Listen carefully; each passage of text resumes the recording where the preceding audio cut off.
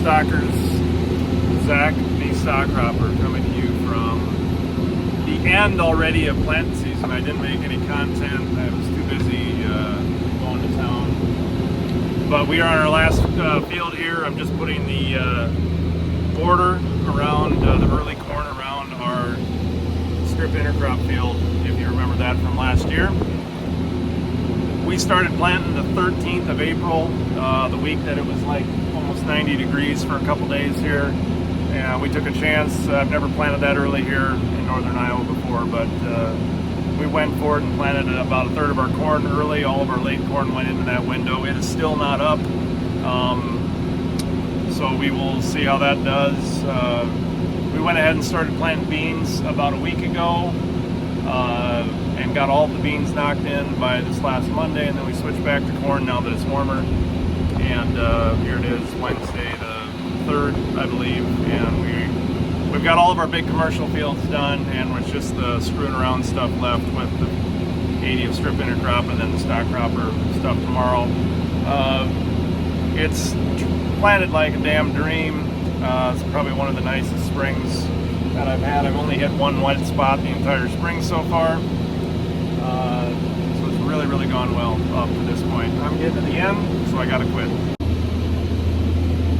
So one of the tricky things about this strip intercropping is what do you do on your headland? So last year we planted beans on the outside of the field so that you can get it opened up and then come back and harvest your beans first and then come back later and do your corn. This year, in order to keep it rotated, we're doing the opposite. So we're planting in early corn, so we've got a 94-day Pioneer number that we're putting around the outside edge with the idea that we can get in and harvest this early and get it dried right away. And then we're also going to match that up with a late bean. So we're planting a 2.5 Pioneer bean here today. That'll go in between these strips of corn, and then the corn hybrid we're planting is the big dong swinger Pioneer 0953 that has been a hot number, that's got some really big ear flex that we're going to be putting on the outside rows in these solar corridors. That'll be happening here this summer in 2023. So I'll make a couple comments while he's driving up to about what we have for equipment here to put this in. So this is a Kinsey 3600 16-row planter equipped with liquid 32% that we apply out the back end. So we've got juice here on board. We've got precision clean sweep with Martin floater whippers on here. And then you can see just how we put our nitrogen on off the back. A pretty common setup. The the Copperhead furrow cruisers. And we've got this 2x2 nitrogen stream that with the drag chains behind to kind of tuck it in the bed. So we lay it right down in the divot that you can see here that the furrow cruisers make, and we drop the nitrogen in those holes and then cover it up. We're putting about 17 gallons an acre on with this system. We've got a ground drive pump. And so in order to switch over to intercropping here, we've got to do a couple things. We've got to change this pump setting to get it down to just 8 rows. We've got to shut a bunch of these rows off. We've got plugs for our system up there to shut off the out 8 side rows, and we'll plant the inside 8 with corn. The other thing we have to do is take all these boxes off and then change the sprockets on the outside 2 rows here, which will be corn, to speed up their ratio. Our sprockets weren't right last year. I'm hoping that when we put them on here this year that they're gonna work. We'll see. Famous last words. And here comes the man, Juice Newton, with the supplies. Okay, so what we are doing here is switching the sprocket out. I talked about this last year, if you watched that video. So we have to speed up this outside row. So this is going to be the outside row, we're facing the sun. So we're putting a smaller 2 sprocket to make the meter go faster. So we've got 2 14 tooth sprockets. Normally this is a 19 tooth sprocket. So on this one, if you count, there's 19 of them. Now we're going to have 14, which will increase our seeding population by a factor of 1.35. And then on the next row, I think we have a 17. That's 1.11. So we want a stair step effect to the center of the planter. And it looks like this year I actually measured right, and this thing is going to line up and work. The other thing we're doing different this year is last year we had the problem with the bean wrapping, so we actually have a different number of bean in here. This is a 1.9, and the rest of the beans here are 2.5s. So we'll have an earlier maturing bean so that it'll hopefully mature earlier and not be so viney and wrappy, because it's going to be living inside of the shade of the corn next door to it. So we want to have a little bit shorter statured bean on the outside so that it doesn't wrap around the combine auger as bad. In the middle, then we have the corn. We've got our population. So we're going to start with a base population in our center 3 rows of, or center 4 rows, I'm sorry, of 32.5 roughly. And then I think we'll be about 37 or 38 here. And then this will be 43,000 on the outside.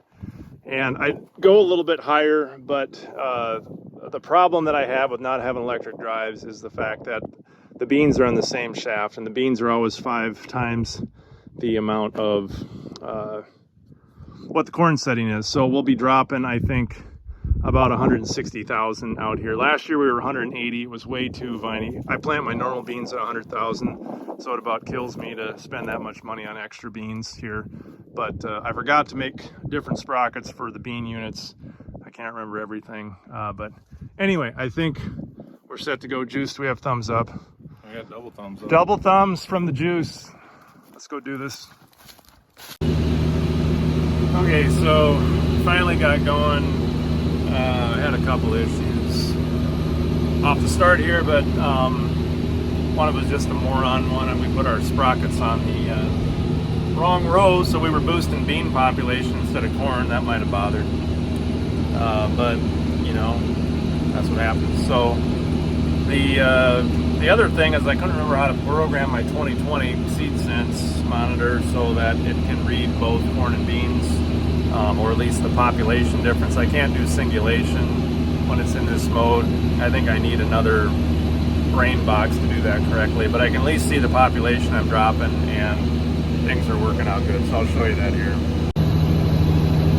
So we got rows 1 through 4 there at about 160, and then click on row 5 is tracking 46,000, 6 is 37, 33, 33, 32, 33, 36, 44, just like how we want it. So it's finally working. Now we just gotta go back and forth across the lands.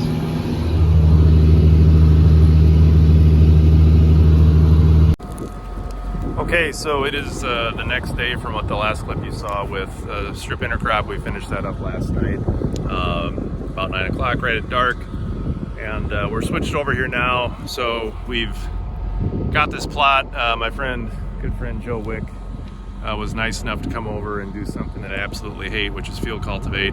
But we took 20 acres and worked it up because we did not have a 72-inch twin row strip till bar. So we wanted to have everything be the same in this evaluation. So we sacrificed. We haven't tilled this land broad acre in 12 years, I think. But a lot of this is peat, so I wasn't as worried about doing it here. And that's why I picked this spot.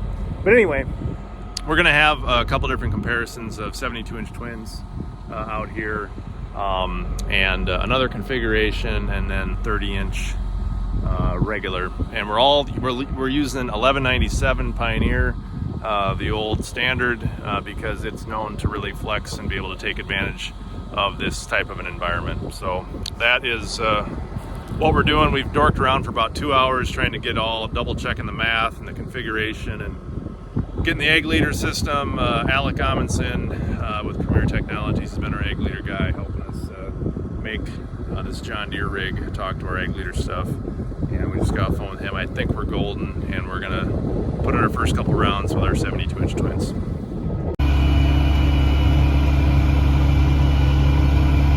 So now we're actually rolling here.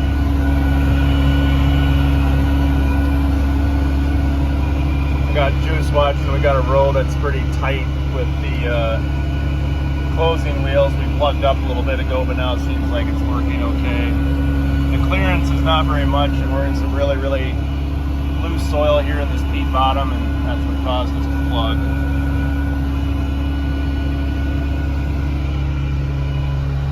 We've had to do some cheating on the monitor to get our population cheated up so that we're dropping 34,000 broad acre is the goal. And so we'll have 34,000 in this configuration as well as 34,000 in a regular 30-inch configuration. We put a lot of work into this planter for essentially, I think 3 rounds is what we plan to make with it. But we hope to learn a lot, and perhaps we'll take what we learned in these 3 rounds and apply it to all of that and more. So we're going to have a couple passes of the 72-inch twins here, and then the plan is we're going to come in and about V3 to V4, we bought a drill seeder that I haven't shown you yet, that we're going to come in and seed various cover crop, forage, nutrient builder mixes in between here, so we can observe how that works with this gap. I really think this 72 is going to be, my gut is that it's going to be the happy medium in between the 60 and 90s. Again, the reason I'm doing 72s instead of 60s is I want a true 60-inch gap in between the twin rows. When you do 60-inch twin row, you end up with about a 48-inch gap, and that, in my opinion, what I saw last year, just isn't wide enough to get meaningful growth in between.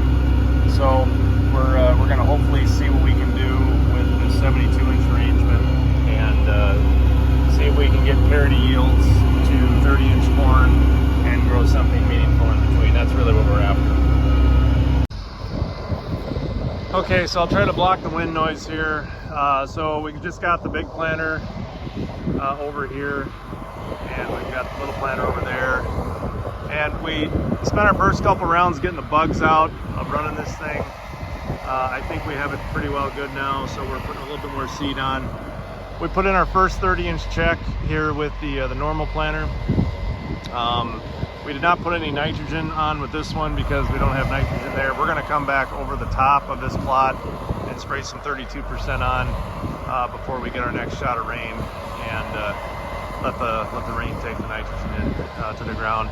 Normally on the planter we're doing nitrogen on with it, but in order to keep everything as consistent as possible, we're going to do it this other way.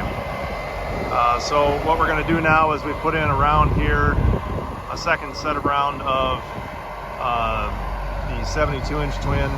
We get one more round in, we're going to head up to the shed quick, and we're going to turn this thing into another configuration, and then we're going to come out and put that in, and then we're going to put another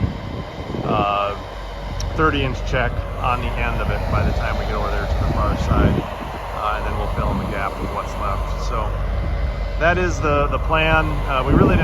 We had plans coming into this, but we had about 14 factors that have changed it, but I still like this design. I think this is going to be a good check. We'll have all one hybrid, so we'll keep the standards the same across everything, all the same tillage, all the same nitrogen, and then we'll come back and side dress additional nitrogen on this stuff as well. So the other thing that we did in between here was, in order to get the big planter back, we had to go over, and I wanted to get a 60-inch observation plot. So I put in, we were in too much of a hurry, so I didn't get video of that, but I put in a 60-inch block where I talked to Pioneer and I said, give me the newest, best Flexier power hybrids that you have, that you want to see in a wide row spacing. And so they threw together 8 products from, I think, 96 day all the way up to 114 that I put in.